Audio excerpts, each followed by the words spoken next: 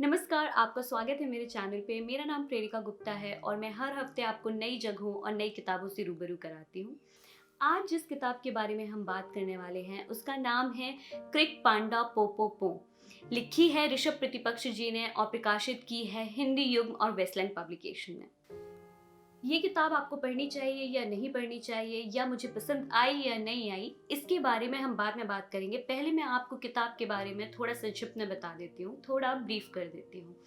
ये किताब ऋषभ प्रतिपक्ष जी की पहली किताब है और ये एक कहानी संग्रह है। इसमें कुल मिलाकर 14 कहानियां हैं जो बहुत ही अहम मुद्दों पर बात करती हैं, जैसे लिंचिंग, जातिवाद, periods, gang rape, casteism, suicide. अब बात करते हैं ये किताब मुझे क्यों पसंद आई और आपको क्यों पढ़नी चाहिए। तो पहला कारण, पहला रीजन जो इस किताब को पढ़ने का है वो ये है कि इस किताब को बहुत ही ईमानदारी से लिखा गया है। ये कड़वी है लेकिन सच के करीब है। इन मुद्दों में किसी भी तरह के, इन मुद्दों को, कहानियों को कहते समय ऋषभ प्रतिपक्ष जी ने किसी भी तरह की लीपापोती नहीं की, कोई भी शुगर कोटिंग करके आपको कहानी पेश नहीं की है, और ये इस किताब की सबसे ज्यादा अच्छी बात है। दूसरा जो कारण है इस किताब को पढ़ने का वो ये है कि ऐसा नहीं है कि इसमें इन ऋषभ प्रतिपक्ष जी ने जैसा का जैसा ही लिखा है तो बस कोई फैक्ट्स की तरह आपके सामने कहानियां लिख दी है। नहीं, उन्होंने अपनी कल्पना शक्ति का भरपूर इस्तेमाल किया है इस किताब में। और ये किताब इस बात की बहुत अच्छी प्रतीक है और बहुत अच्छा उदाहरण है कि जरूरी नहीं है कि जब हम कुछ नॉन फिक्शन या फैक्ट्स की बात करते हैं तो हम उसमें अपनी कल्पना शक्ति नहीं मिला सकते। ये किताब इस बात की प्रतीक है कि कैसे इन महत्वपूर्ण मुद्दों को एक लेखक अपनी कला के साथ ज्यादा लोगों तक पहुंचा सकता है। हर एक कहानी को पढ़ते वक्त आपको एक गहरी चोट पहुंचती है। कई कहानियों को पढ़ते हुए आपके रोंगटे खड़े होते हैं, तो वहीं पीरियड्स का पहला दिन जैसी कहानियां पढ़ के आपके चेहरे में धीमी सी मुस्कान भी आ जाती है। ये किताब इस बात का बहुत अच्छा उदाहरण है कि एक लेखक आम लोगों से ज्यादा बेहतर तरीके से इन मुद्दों को लोगों तक पहुंचा सकता है। हर कहानी के साथ आपको एक बेचैनी होती है, चोट लगती है, आप ये सोचने में मजबूर हो जाते हैं कि कहीं आप इस घिनौने समाज का या इन समस्याओं का हिस्सा तो नहीं है।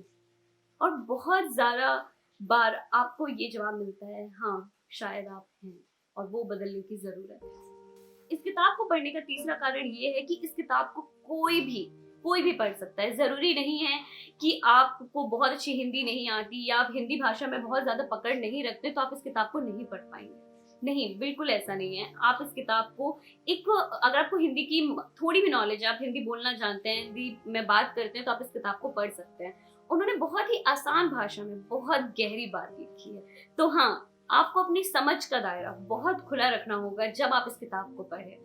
चौथा कारण इस किताब को पढ़ने का है कि वो कहते हैं ना कि जरूरी नहीं हम आंखें मूंद लें तो अंधकार ही हो। हम सब ने इन मुद्दों के खिलाफ, इन चीजों के खिलाफ अपनी आंखें मूंद रखी हैं। बहुत जरूरी है कि हमारी आंखें खुलें, और ये किताब इस बात का बहुत ही अच्छा उदाहरण है, या हमारी आंखें खोलने की एक बहुत ही अच्छी कोशिश है ऋषभ प्रतिपक्ष जी के साइड से, कि इस किताब को पढ़ के आप ये सोचने में मजबूर हो जाते हैं कि ये सब जो हो रहा है ये कितना गलत हो रहा है और हमें इसे रोकने के लिए कुछ करना चाहिए।